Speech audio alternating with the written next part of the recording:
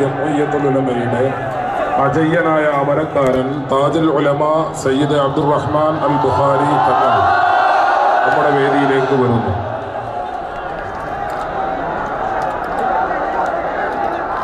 താജുൽ ഉലമ നമ്മുടെ വേദിയിലേക്ക് വരുന്നു. അല്ലാഹു അക്ബർ അല്ലാഹു അക്ബർ അല്ലാഹു അക്ബർ അല്ലാഹു അക്ബർ لا إله إلا الله والله أكبر الله أكبر ولله الحمد.